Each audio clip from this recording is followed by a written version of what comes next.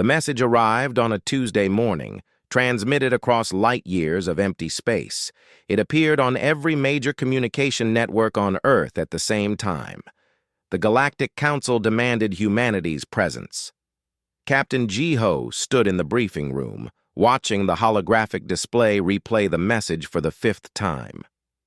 The alien who spoke called himself Counselor Vrath. He had scales like a lizard and eyes that looked down on everything.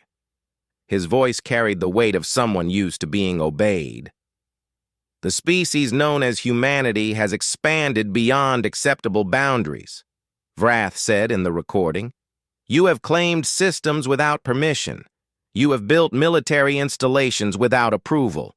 You will send representatives to the Council Station within 30 Earth days to answer for these violations. Failure to comply will result in sanctions. The recording ended. Jiho looked around the table at Earth's top military and civilian leaders. Most of them looked worried. A few looked angry. Sanctions, Admiral Hana said from her seat at the head of the table. She was a small woman with gray hair and sharp eyes. They threaten us like children who took cookies without asking. We did expand quickly, said Director Park from the Colonial Administration. Maybe we should have asked permission first. Asked permission from whom? Hana's voice cut through the room. When we made first contact 70 years ago, the Council gave us one star system and told us to stay there. They offered no help, no technology, no friendship, just warnings to know our place. Jiho agreed with the Admiral, though he stayed quiet. He had been a child during first contact. He remembered the excitement that turned to disappointment when humanity learned the galaxy already had rulers. Old rulers who saw Earth as newcomers barely worth noticing. The question is how we respond, said Ambassador Yuna. She was younger than most people in the room, but she had a reputation for being clever. Do we apologize and hope they go easy on us, or do we stand firm? If we apologize, they'll push us around forever, said General Taeyang. These council species respect strength, not weakness. If we stand firm, they might use force, Director Park countered. Their fleet could destroy Earth. Hana smiled. It was not a warm smile. Could they? The room went quiet. Everyone looked at the Admiral. For 50 years, Hana said slowly, we have been preparing. We took every piece of alien technology we could find. We studied it. We improved it. We built something they don't expect. Jiho felt his heart beat faster. He knew what Hana meant. He had been training for this moment for 3 years. You mean the constellation? Yuna said. Yes. One ship against their entire fleet? One ship to deliver our message, Hana replied. The Council expects us to send a small shuttle with humble diplomats ready to beg.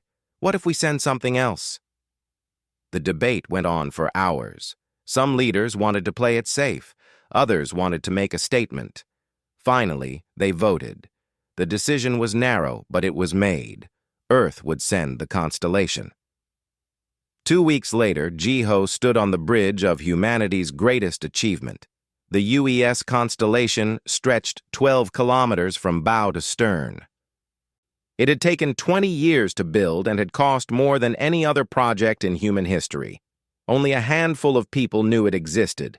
The bridge was massive, with crew stations arranged in a circle around the captain's chair. Screens showed the space around them and the ship's countless systems. Everything hummed with power. All stations report ready, said Lieutenant Minho from the tactical station. He was young, barely 25, but he knew the weapon systems better than anyone. Engineering is green across the board, reported Engineer Sora through the comm system. She was deep in the ship's heart, surrounded by reactors that could power a small city. Navigation standing by for FTL jump, called out another officer. Jiho sat in the captain's chair. He felt the weight of what they were about to do. Ambassador Yuna and her diplomatic team were on board. So were 200 Marines under Commander Taeyang's command. The ship carried a full crew of 800. "Final orders from Fleet Command," said the communications officer. "Show them who we are. Fire only if fired upon. Make Earth proud." Jiho nodded. "Helm, take us out." The constellation moved away from Earth's hidden shipyard. The shipyard was built in the shadow of Neptune, far from casual scans. No aliens knew it existed. As they cleared the solar system, Jiho thought about what they would face. The Galactic Council controlled thousands of star systems. They had 12 member species, some of whom had been traveling the stars for thousands of years. Their station was supposed to be magnificent, a symbol of their power. But they had never seen anything like the constellation. "Ready for jump," the helm officer said. "Engage stealth systems first," Jiho ordered. Sora's voice came through the speakers. "Stealth systems activating, compressing our sensor signature now." This was humanity's greatest trick. Alien sensors read mass and energy to detect ships. The constellation's stealth systems could bend those readings, making the massive dreadnought appear to be nothing more than a small shuttle. It was technology no other species had managed to create. "Stealth systems at full power," Sora confirmed. "We look like a ship no bigger than a yacht." "Perfect," Jiho said. "Helm, jump when ready." The stars stretched and blurred. The constellation slipped into faster-than-light travel, crossing the gulf between stars in moments. They were heading to Council space, to the heart of galactic power. On the Council station, Councillor Vrath sat in his chambers, reviewing reports. The humans had responded to the summons. Sensors showed a single small vessel approaching Council space. It would arrive in 3 days. "Pathetic," Vrath muttered. He had expected at least a proper diplomatic ship, maybe even a small escort. But the humans were sending what looked like a shuttle. They clearly understood their place. He sent a message to the Council. "The humans are coming with a single shuttle-sized vessel. This will be quick. We'll give them restrictions, they'll accept, and we'll add another species to our list of compliant members." Councillor Drax, who commanded the Council's military forces, laughed when he heard. "Maybe we won't even need to threaten them." But High Magistrate Orin, oldest of all the Council members, felt uneasy. He had lived through 800 years and had seen many species rise and fall. Something about the human response bothered him. "It seems too simple," he said to his aide. "Humans are unpredictable. Remember the first contact reports?" "They seemed aggressive and proud," the aide recalled. "Yes. So why would such a species send a tiny shuttle to face our judgment?" Orin looked out at the stars. "Either they're more humble than we thought, or they're planning something." "What could they plan? They've only been in space for 100 years. Orin didn't answer. He had a bad feeling, the kind that came from centuries of experience. But he kept it to himself. The Council was confident. And confidence was hard to shake. In 3 days, they would all learn the truth. The constellation dropped out of FTL at the edge of Council space. Through the view screen, Jiho could see the distant glow of the Council station. It orbited a blue star, and even from millions of kilometers away, it looked impressive. "We're being scanned," Minho reported from Tactical. "Multiple sensor sweeps from the station and at least 20 ships in the area." "Let them scan," Jiho said calmly. "What do they see?" "A small vessel, approximately 80 meters long. They think we're a shuttle or light transport." Jiho smiled. The stealth systems were working perfectly. The constellation was actually 12,000 meters long, but the Council sensors couldn't tell. They saw what humanity wanted them to see. "Incoming transmission," the communications officer said. A face appeared on the main screen. It was a Council official, some minor functionary with blue skin and 3 eyes. He looked bored. "Unidentified human vessel, you are entering Council-controlled space. State your purpose." "This is Captain Jiho of the UES Constellation. We are responding to your summons. We carry Ambassador Yuna and her diplomatic staff." The official checked his datapad. The Constellation? That name isn't in our registry. What class of vessel are you? We're a diplomatic vessel, Jiho said. It wasn't technically a lie. The ship was carrying diplomats. Proceed to station coordinates. You will be assigned a docking port. Be advised that all vessels must submit to standard security scans and weapons inspection upon arrival. The transmission ended before Jiho could respond. They want to board us, Minho said. He sounded amused. That's not going to happen, Jiho replied. Helm, take us in, nice and slow. Let's give them time to look at us. The Constellation began moving toward the station. It accelerated slowly, its massive engines barely working. To the Council sensors, it still looked like a small shuttle making its way in. On the Council station, Counselor Vrath watched the approaching ship on his display. It was tiny, just as expected. The humans clearly had no idea how to impress anyone. Shall we prepare the formal greeting? His aide asked. No need for formal. This will be quick. Have security ready to board their shuttle. Check for weapons. Make sure they're not carrying anything dangerous. As you command. Drax walked into Vrath's office without knocking. The military counselor looked eager. So the humans arrived in a shuttle. I almost feel disappointed. I was hoping for at least a small show of force. They know better, Vrath said. They're here to submit. Drax looked at the sensor display. Strange, though. The sensors keep flickering on that ship. The readings aren't stable. Probably poor human technology. Vrath dismissed it. Their systems are primitive. But in the station's sensor control room, Technician was frowning at her screens. Something was wrong. The human ship's mass readings kept jumping. One moment it showed as 80 meters and a few thousand tons. The next moment, the readings spiked to something impossible before settling back down. She tried different sensors. The same thing happened. It was like the ship was there and not there at the same time. Should I report this? She asked her supervisor. Report what? That their old ship has interference? Don't waste the council's time. The technician wasn't sure, but she didn't argue. She was just a low-level worker. What did she know? The Constellation came closer. It was now only a few 100,000 kilometers from the station. At this range, visual confirmation should be easy. A junior officer on the station pulled up the visual feed. He blinked, looked again. That couldn't be right. Sir, he said to his commander, visual doesn't match sensor readings. What do you mean? Sensors say the ship is 80 meters, but on visual, it's blocking stars behind it. A lot of stars. The commander looked at the visual feed. His blood went cold.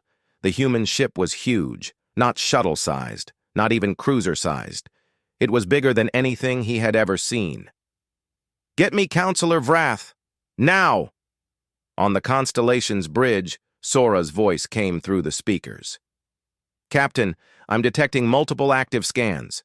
They're using higher energy sensors now, more sophisticated. They're figuring it out, Minho said. Good, Jiho replied. Drop stealth systems. Show them everything. With pleasure, Sora said. Deep in the ship, the stealth generators powered down. The sensor-bending fields collapsed. The Constellation's true signature bloomed across every scanner in the system. The effect was immediate. Alarms blared across the Council station. Ships powered up their weapons. Emergency channels lit up with confused, panicked voices. The human shuttle was gone. In its place was a monster. Vrath stared at his screen in disbelief. The readings had to be wrong. No ship was 12 kilometers long. No ship could be that massive and still function. The energy readings alone were impossible. Weapons! Drax shouted. How many weapons does that thing have? The tactical officer was pale. I count at least 400 launch ports, maybe more, and those are just the visible ones. Energy weapon emplacements, hundreds, maybe thousands. Sir, that ship has more firepower than our entire defense fleet combined. High Magistrate Oren stood in the council chamber watching the display. Unlike the others, he wasn't panicking. He was fascinated. "I knew it," he said quietly. "I knew they were planning something." Counselor Solera, whose species valued peace and diplomacy, was beside him. "This is a warship. They brought a warship to a diplomatic meeting." "They brought their best warship," Oren corrected. "Look at it. Beautiful. Terrible. Perfectly designed." "This is an insult," Vrath's voice echoed in the chamber as he burst in. "They're threatening us." "Are they?" Oren asked. "Or are they simply showing us who they really are?" Drax was already calling up the Council's defense fleet. 12 warships moved into position, surrounding the space where the Constellation would dock. Each ship was powerful enough to destroy cities. Together, they had conquered dozens of rebel systems. But looking at the human ship, Drax felt something he hadn't felt in years: doubt. On the Constellation, Minho tracked the Council ships moving into position. "We have 12 hostiles forming a blockade pattern. They're powering weapons." "Expected," Jiho said. "Open a channel, all frequencies." The communications officer nodded. "Channel open, sir." Jiho stood from his chair. He spoke clearly, knowing his words were being heard by every ship and station in the system. "This is Captain Jiho of the United Earthship Constellation. We have come to speak with the Galactic Council as requested. We come in peace, with no hostile intent, but we come as equals, not as subjects. We are prepared to talk. We are also prepared to defend ourselves if necessary. The choice of how this proceeds is yours." He sat back down. "Close channel." The Council ships held position. Weapons stayed powered. No one moved. In the Council chamber, arguments erupted. Some wanted to attack immediately. Others wanted to retreat. A few wanted to actually talk. Vrath was furious. "This is exactly the arrogance we summoned them to correct. We cannot let them make a mockery of us." "We also cannot afford to underestimate them," Solera said. "That ship is unlike anything we've seen. Who knows what it's capable of?" "Then we test it," Drax said. "A warning shot. Show them our strength." Oren shook his head. A bad idea. But Drax had already sent the order. One of the Council ships, the Righteous Flame, moved forward. Its captain had served for 40 years and had destroyed many enemy vessels. He thought the humans were bluffing. He powered up his main plasma lance, the weapon that could slice through starship hulls like paper. He aimed above the Constellation's bow and fired. A warning shot. The plasma bolt streaked toward the human ship, a spear of superheated matter that could vaporize steel. It never got close. The Constellation's point defense grid activated. Thousands of small turrets locked onto the incoming plasma bolt. They fired in perfect sync, intersecting beams of coherent energy that dissolved the plasma in an instant. The amount of energy required to do that was staggering.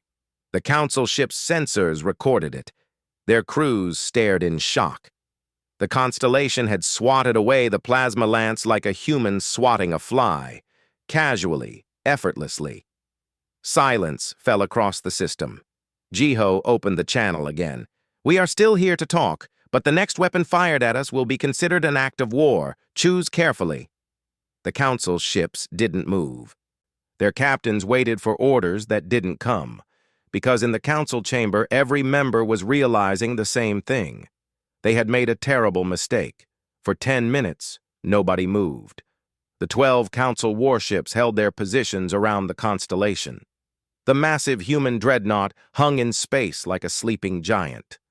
On the station, thousands of personnel watched and waited. Ambassador Yuna stood on the Constellation's observation deck, looking out at the Council fleet. She was a small woman in a simple diplomatic suit, but her eyes were calm.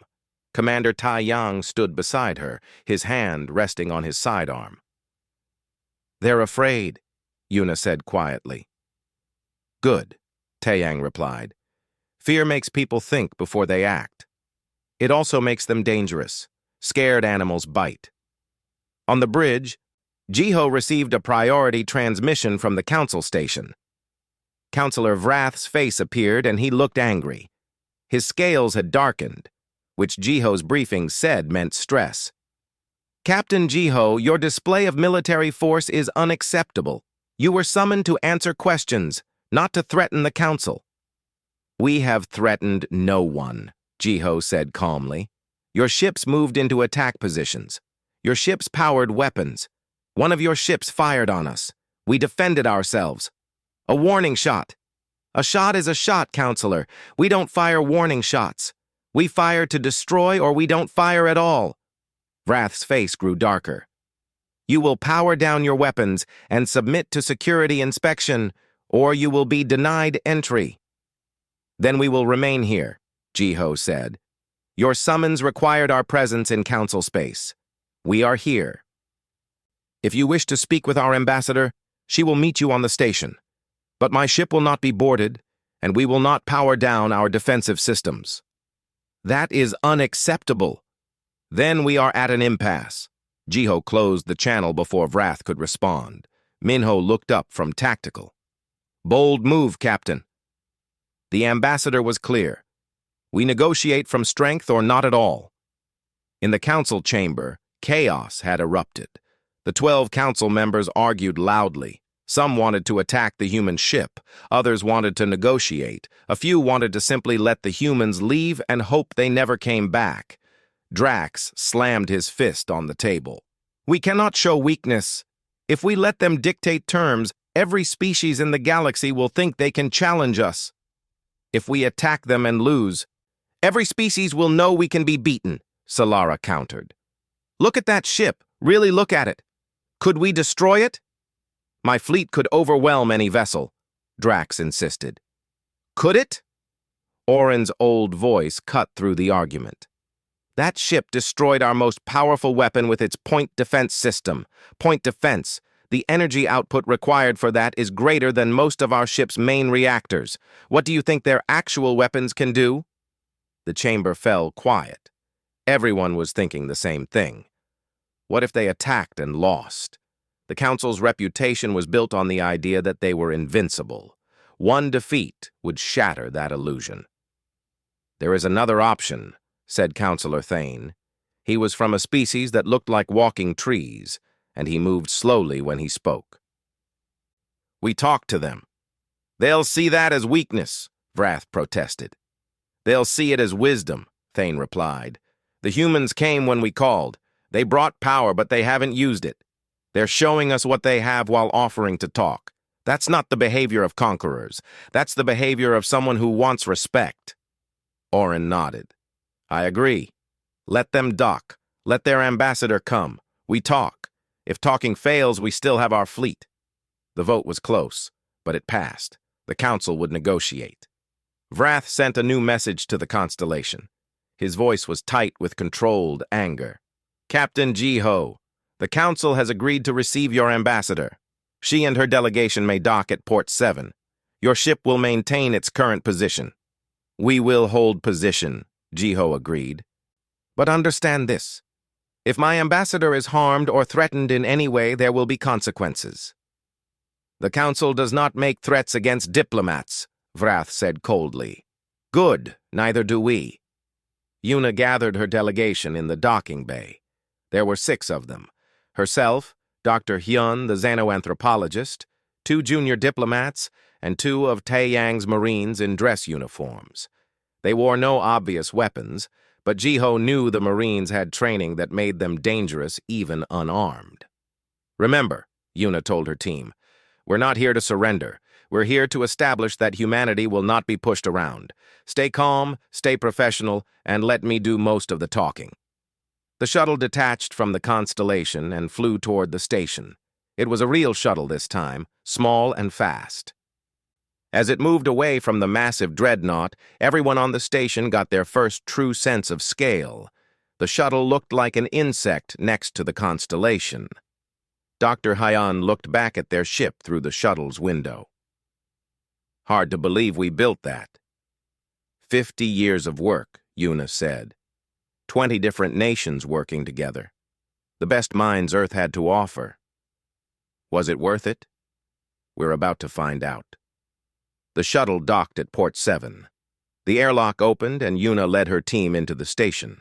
A council escort waited for them, 6 guards in formal armor. The guards looked nervous. They walked through corridors made of materials Yuna didn't recognize. The station was old, maybe thousands of years old, but well maintained. Aliens of different species stopped to stare at the humans. Yuna kept her head high and her face calm. The council chamber was huge. The ceiling stretched up into darkness, and the walls were covered in symbols from dozens of languages. 12 seats arranged in a semicircle, each one different to accommodate the species that sat in it. All 12 council members were present. They watched as Yuna and her delegation entered. High Magistrate Orin spoke first. His voice was like wind through dry leaves. Ambassador Yuna of Earth, you have been summoned to answer for humanity's unauthorized expansion and militarization. How do you respond? Yuna stepped forward. She didn't bow. She didn't lower her eyes. She met their gaze as an equal. The charges are based on rules we never agreed to follow. When Earth made first contact 70 years ago, we asked to join the galactic community. We were told to stay in our own system. We asked for help developing our technology. We were told to figure it out ourselves. We asked for protection from hostile species. We were told we were on our own. You were told to prove yourself worthy, Wrath interrupted. No, we were told to stay small and quiet. You didn't want another strong species. You wanted us to be grateful for the scraps you threw us. Gasps came from around the chamber. No one spoke to the council like this. Yuna continued. So we did what humans do. We learned. We adapted. We took the little information we could find and built on it. We explored systems you considered worthless and made them valuable. We built defenses because no one else would defend us. And now that we're strong, you call us here to punish us for not asking permission. You built a warship, Drax shouted. That ship outside could destroy planets. That ship has never fired on anyone except in self-defense today, Yuna shot back. And yes, it's powerful. Do you know why? Because we had to be ready for this exact situation. We knew that someday the Council would see us as a threat, and we knew we couldn't afford to be weak when that day came. Dr. Haun stepped forward. If I may add something, Earth studied every Council species carefully. We learned your histories. Every single one of you was once weak and small. Every single one of you grew strong through struggle. You fought wars, made alliances, sometimes conquered others. And now that you're on top, you want to keep everyone else down below you. Counselor Silara spoke, her voice soft. We maintain order. Without the Council, there would be chaos. Or maybe there would be growth, Yuna said. New ideas, new perspectives. The galaxy is a big place, Counselor. There's room for more than just the old powers. Orin leaned forward. You speak boldly, Ambassador. But answer me this. What does humanity want? Why come here with such a show of force? Yuna took a breath. This was the moment everything depended on. We want what every species wants. Respect. Recognition. The right to exist without asking permission. We don't want to conquer anyone. We don't want to destroy the Council. We want to join it as equals. But if that's not possible, then we'll exist outside it. We'll build our own alliances, our own trade routes, our own future, with or without your approval. The chamber was silent. Outside, the constellation hung in space, its presence a constant reminder of everything Yuna had just said. Counselor Thane finally spoke. She speaks truth. I can hear it. They're not asking for our permission. They're informing us of reality. Humanity is here. Humanity is strong. We can accept that or fight it. If we fight, can we win? Solara asked quietly. No one answered, because no one was sure anymore. Wrath stood up. I need time to consider this. The Council will deliberate. Ambassador, you and your delegation will wait here. No, Yuna said simply. We'll return to our ship. When you're ready to talk seriously, call us. We'll be waiting." She turned and walked toward the exit. Her delegation followed. The council guards didn't try to stop them. As they left, Oren smiled. He hadn't smiled in years, but he couldn't help it. These humans were either very brave or very foolish, probably both, and the galaxy was about to become much more interesting. The council deliberated for 6 hours. In that time, the constellation remained perfectly still in space. The council fleet stayed in position, weapons powered but not aimed. It was a strange standoff where both sides were waiting to see who would blink first. Inside the constellation, Yuna met with Captain Jiho in his ready room. The room was simple, with a desk, a few chairs, and a window looking out at the stars. "How did I do?" Yuna asked. "You scared them," Jiho said. "That's good. Scared people are unpredictable. So are humans. That's what they're learning." Sora's voice came through the comm system. "Captain, I'm picking up interesting energy readings from the Council fleet. They're running simulations." "What kind of simulations?" Jiho asked. "Combat scenarios. They're trying to figure out if they could beat us." Minho's voice joined in from the bridge. "And their computers keep giving them bad odds, really bad. Our shields, our weapons, our armor, they've never seen anything like it. Even their best-case scenarios show heavy losses." Yuna smiled. "Good. Let them think about that." Finally, a message came from the station. High Magistrate Oren himself was calling. His ancient face filled the screen in Jiho's ready room. "Captain Ambassador, the Council has decided to continue discussions, but this time we have questions. Real questions. We need to understand what we're dealing with." "That's reasonable," Yuna said. "We'll return to the station." "Actually," Oren said, "I would like to come to your ship, if you'll permit it." Jiho and Yuna exchanged glances. This was unexpected. Council members never left the station during negotiations. "You want to see the constellation?" Jiho said. "I want to understand it, and I think having this conversation on neutral ground might help." "Our ship isn't neutral ground," Jiho pointed out. "No, but it's honest ground. You've shown us your strength. Now show us your intentions." Yuna nodded. "We'll prepare to receive you, Magistrate. You may bring 2 others with you." An hour later, Oren arrived with Counselor Solera and a young aide who carried recording equipment. They docked in the Constellation's main hangar, and their reactions were exactly what Jiho expected. Wonder mixed with fear. The hangar could hold 20 shuttles with room to spare. Marines stood at attention along the walls. Equipment and vehicles were secured in neat rows. Everything was clean, organized, and clearly military. "Your ship is a city," Oren observed as Jiho led them through the corridors. "It has to be. 800 crew members live here. Some missions last months." They passed through engineering sections where Sora's teams worked on massive systems. They saw medical bays that could handle any emergency. They walked by training rooms where Marines practiced combat.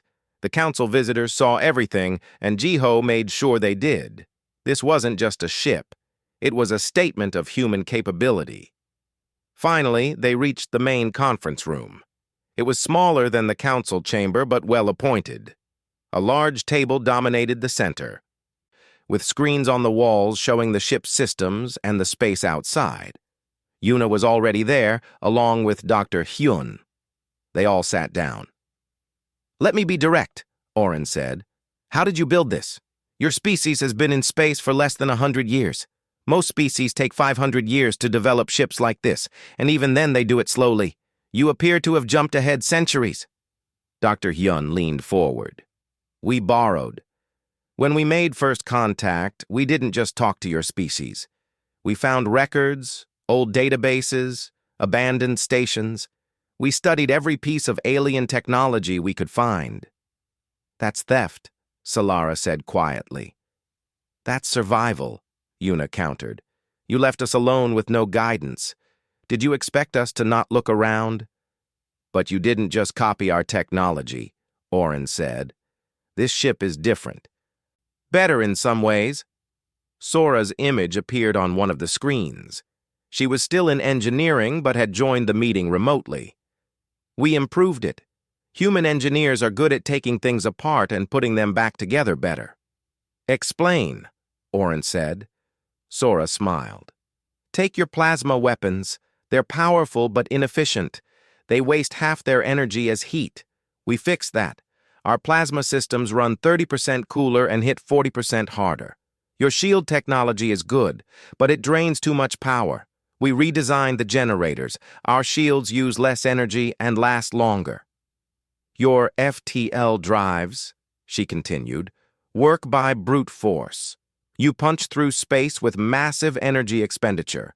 We found a way to slide through instead.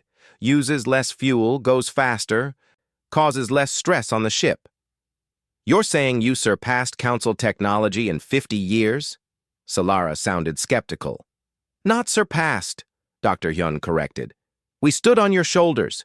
You did the hard work of inventing these things. We just refined them. Humans are very good at refinement. There's also the matter of motivation, Yuna added. You all developed your technology over centuries because you had time. You were safe. We didn't have that luxury.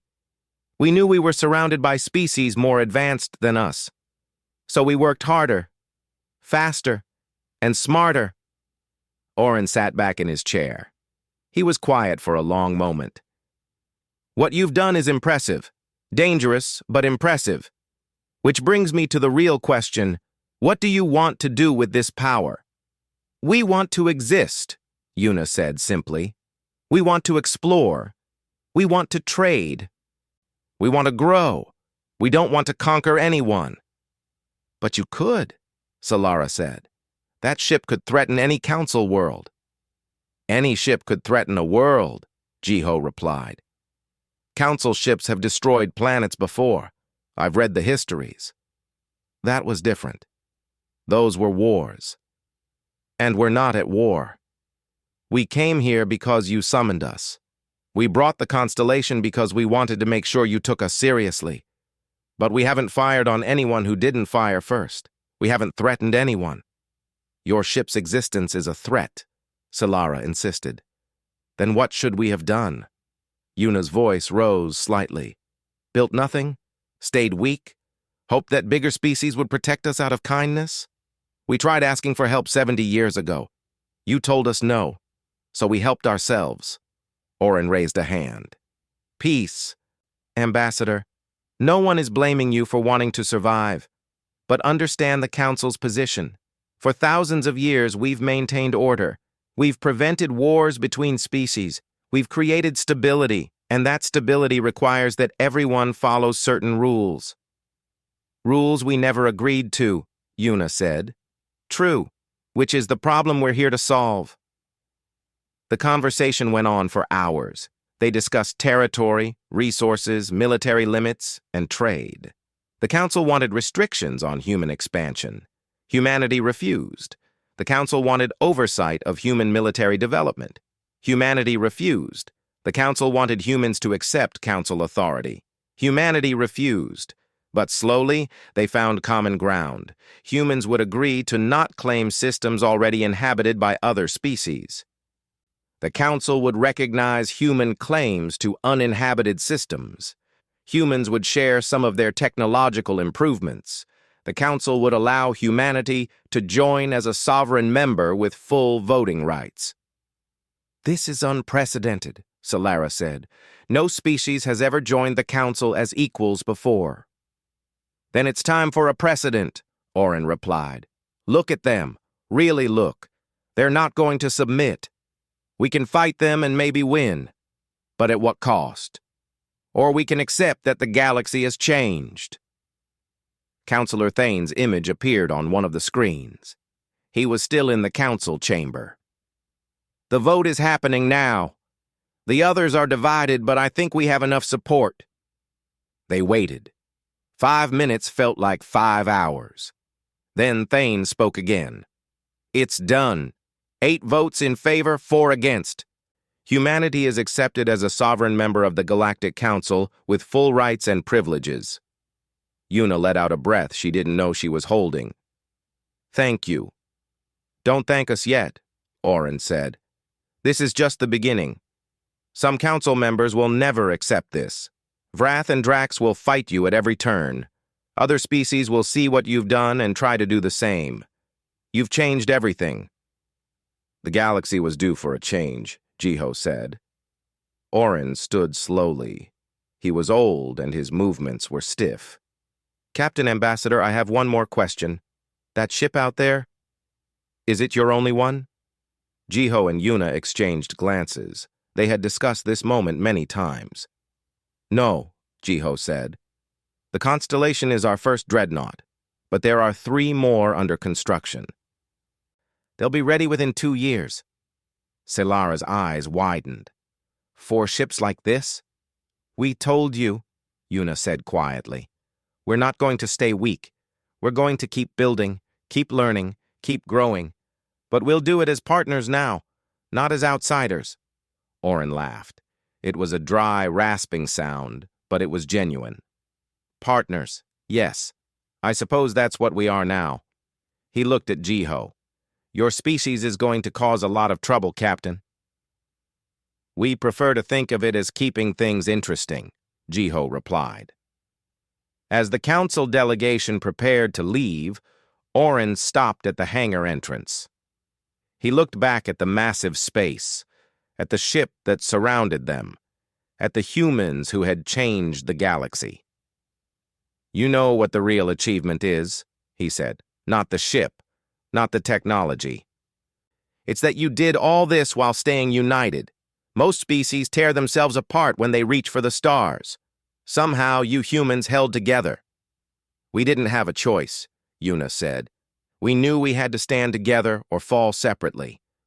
Remember that, Orin said, because now the hard part begins. The formal acceptance ceremony took place 2 days later. The council chamber was filled with representatives from dozens of species, all of them wanting to witness this historic moment. News of humanity's arrival had spread across the galaxy, and everyone wanted to see what would happen next. Ambassador Yuna stood before the full council. This time, she wore formal diplomatic robes in deep blue, the color of Earth's oceans. Behind her stood Dr. Hyun and Commander Tae Yang. Through the massive viewport, the constellation was visible, a constant reminder of everything that had changed. High Magistrate Orin spoke the ancient words of acceptance. His voice carried through the chamber and across broadcast channels to thousands of worlds. We, the Galactic Council, recognize the species known as humanity as a sovereign member with all rights, privileges, and responsibilities. From this day forward, humanity speaks with equal voice in council matters. Yuna bowed her head in acknowledgement. On behalf of Earth and all human colonies, we accept this membership. We pledge to work for peace, cooperation, and the betterment of all species. It should have been a moment of pure triumph. But as Yuna looked around the chamber, she could see the faces of those who opposed this decision. Councillor Vrath looked like he had swallowed poison. Councillor Drax refused to even look at her. Several other council members appeared uncomfortable. This wasn't the end of anything. It was the beginning of a much longer struggle. After the ceremony, Yuna was immediately surrounded by representatives from other species. Some wanted to congratulate her. Others wanted to form alliances. A few wanted to warn her. One ambassador from a small species called the Kelton pulled Yuna aside. He was a small creature with gray skin and large eyes. A word of caution, Ambassador, he whispered. The council accepted you, but not all council members will honor that acceptance. Watch your back. Watch your colonies. Some species will test you to see if your strength is real or just show. We can handle tests, Yuna replied. I hope so, because if you fail even once, they'll use it as proof that humans don't belong here. You have to be perfect now. That's the price of forcing your way in. It was a sobering thought. Yuna thanked him and made her way back to the shuttle. As she flew back to the constellation, she thought about what lay ahead. The Kelton ambassador was right. Humanity would be watched constantly, judged harshly, and tested at every opportunity. On the constellation's bridge, Captain Jiho received a priority message from Earth. It was Admiral Hana, and she looked pleased. "Well done, Captain. You've made history." "We all did, Admiral. The ship performed perfectly. The crew was outstanding." "And now comes the hard part," Hana said. "Getting the Council to accept us was step one. Making them treat us as equals will take years. Maybe decades. I understand. There's something else you should know. Our intelligence detected increased military activity from several Council species. They're building new ships, upgrading weapons. Your display of the constellations scared them, and scared people prepare for war." Jiho felt a chill. "Are we going to have to fight them? I hope not. But we need to be ready if it comes to that. The 3 new dreadnoughts are being rushed through construction. We're also accelerating our cruiser and destroyer programs. Earth is committed to maintaining our strength." After the call ended, Jiho sat in his captain's chair and looked out at the stars.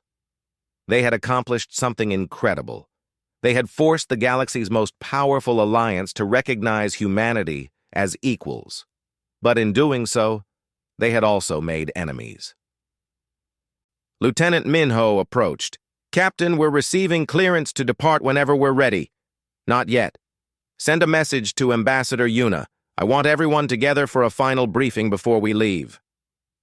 An hour later, the senior staff gathered in the conference room.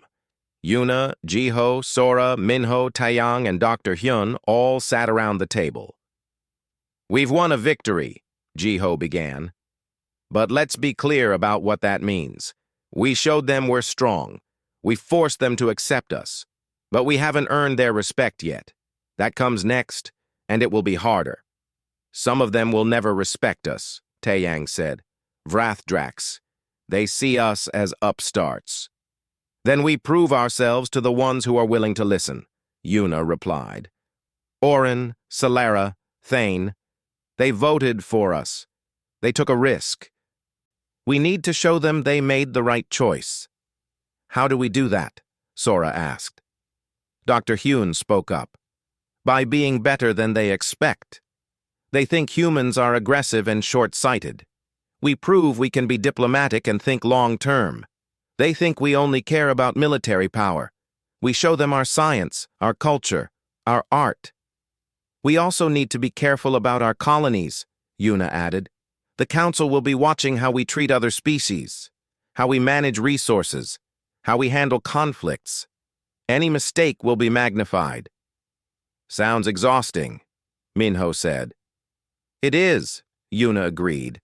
"But it's the price we pay for not being dismissed anymore." Jiho stood and walked to the window. Outside, the Council station was a maze of lights and structures. Beyond it, the galaxy stretched in all directions. "I've been thinking about what Orin said, about how we're going to cause trouble. He was right, but not in the way he meant. We're trouble because we represent change. For thousands of years, the Council has controlled everything. They decided who got to be powerful, who got to expand, who got to matter. And most species accepted that because they didn't have a choice." He turned back to face his crew. "But now there's us. We didn't accept it. We built our own power, made our own choices. And other species are going to see that. They're going to ask themselves, if humans can do it, why can't we?" "You think we're going to inspire others?" Yuna asked. "I think we already have. That Kelton ambassador who warned you, his species has been part of the Council for 300 years, and they're still treated like servants. He looked at me with something like hope, like maybe things could be different now." "That's a lot of pressure," Sora said quietly. "Yes," Jiho agreed, "but pressure makes diamonds." They prepared to leave the next day. The Council fleet had withdrawn, and the constellation was free to depart. Before they left, Counselor Vrath sent one final message. His face on the screen was filled with barely controlled anger. "You may have won today, Captain Jiho, but mark my words. Humanity's arrogance will be your downfall. There are powers in this galaxy far older and more dangerous than the Council. Powers that don't tolerate upstarts. When they come for you, and they will, don't expect the Council to save you." Jiho met his gaze calmly. "When they come, Counselor, we'll face them the same way we faced you. Prepared, united, and unafraid. And who knows, maybe by then, the Council will have learned that standing together is better than standing apart." He closed the channel before Vrath could respond. "Helm, take us home." The Constellation's massive engines powered up.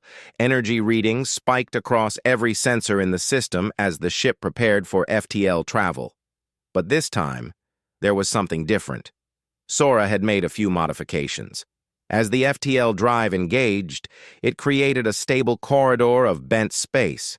Other ships could use this corridor to travel faster and more efficiently. It was technology the Council had been trying to develop for centuries. Humanity had just made it work in 2 years. The Constellation vanished in a flash of light, but the corridor remained open for several minutes. Ships from a dozen species used it, cutting their travel time in half. The message was clear. Humanity didn't just take from the galaxy. They gave back too. On the Council station, High Magistrate Orin watched the space where the human ship had been. His aide stood beside him. "Was this the right decision, Magistrate?" "I don't know," Orin admitted. "But it was the necessary one. The galaxy was becoming stagnant. The same species, the same politics, the same endless debates with no progress. We needed something to shake us up. Humanity is certainly doing that. Yes, and they'll keep doing it. In 10 years, 20 years, they'll have changed everything. Some changes will be good, some will be chaos, but it will be interesting." "You almost sound happy about it." Orin's laugh was dry but genuine. "I'm 800 years old. I've seen empires rise and fall, watched species go extinct, witnessed wars that reshaped the galaxy, and through it all, the Council remained the same. Stable, predictable, boring." He turned to his aide. "These humans are many things, but they're not boring." Back on Earth, Admiral Hana stood in the orbital shipyard. Through the massive windows, she could see 3 massive shapes under construction. The sister ships to the Constellation were taking form, each one learning from the first design, each one better than the last. Beyond them, Earth hung in space, beautiful and blue. Hana thought about all the people down there going about their lives, not knowing how close they had come to being forever dismissed as unimportant by the rest of the galaxy. But that hadn't happened. Captain Jiho and Ambassador Yuna had made sure of it. A young officer approached. "Admiral, we're receiving messages from 17 different species. They all want to establish direct trade relations with Earth, bypassing the Council completely." 17? It was only 12 yesterday. Word is spreading. Everyone wants to deal with the species that stood up to the Council. Hana smiled. "Schedule meetings with all of them. Let's show the galaxy what humanity can offer when we're treated as equals." 3 months later, Captain Jiho stood on the bridge of the Constellation as it patrolled the outer edge of human space. They had been assigned to protect the colonies and watch for any threats. It was routine duty, but Jiho didn't mind. After the intensity of the Council confrontation, routine felt good. "Captain, sensors are detecting a distress signal," Minho reported. "It's from a Kelton merchant ship. They're under attack by pirates." "How far?" 3 light years. We could be there in 20 minutes. Jiho didn't hesitate. "Set course, maximum speed, power up weapons." As the Constellation jumped to FTL, Jiho thought about that Kelton ambassador who had warned Yuna. His species was being attacked, and humanity was going to help. Not because they had to, not because it benefited them, but because that's what partners did. When they arrived, the pirates took one look at the constellation and fled. The Kelton crew was saved without a shot fired. The Kelton captain's message was brief but heartfelt. Thank you. The Council's ships never come when we call, but you came. We'll always come, Jiho replied. That's what being part of the galaxy means. Later, Yuna would tell him that the incident made news across hundreds of worlds. The human warship that had intimidated the Council had saved a small merchant vessel that no one important cared about. People are noticing, Yuna said. They're starting to understand that humanity means what we say. We want to be partners, not rulers. Good, Jiho said. Let them see that power doesn't have to mean domination. Years would pass, challenges would come. But in that moment, standing on the bridge of humanity's greatest achievement, looking out at the infinite stars, Captain Jiho knew one thing for certain. The galaxy would never dismiss humanity again.